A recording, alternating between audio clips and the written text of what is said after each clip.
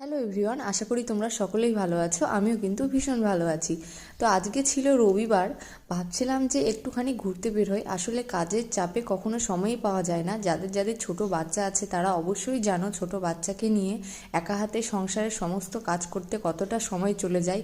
ইচ্ছে থাকলেও বের হওয়ার কোনো উপায় থাকে না। তো আমরা বাড়ির পাশে একটা পার্ক ছিল, পার্কটা ছোটোর মধ্যে ভীষণ সুন্দর, আর চারিদিকটা ফুল লাগিয়ে এত সুন্দর লাগছে কি বলবো।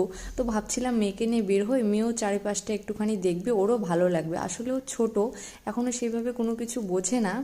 তো সরাসরি ওর পাপা ডিউটি থেকে কিন্তু পার্কেই চলে এসেছিলো, বলছে আমি আগে মেয়ের সঙ্গে দেখা করব তারপরে বাড়ি যাব।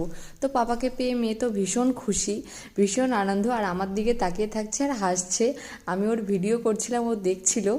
তো পার্কটাও ভীষণই সুন্দর, ভীষণই ভালো লেগেছে। চারিদিকে একদম ফুলে ভরে গেছে, আর রং বেরঙের ফুল দেখে নিজের মনটাও ভরে উঠলো। ভীষণই ভালো লাগছে কি বলবো। তোমরা কারা কারা পার্কে যেতে ভালোবাসো এবং তোমাদের ঘরে কাদের কাদের ছোট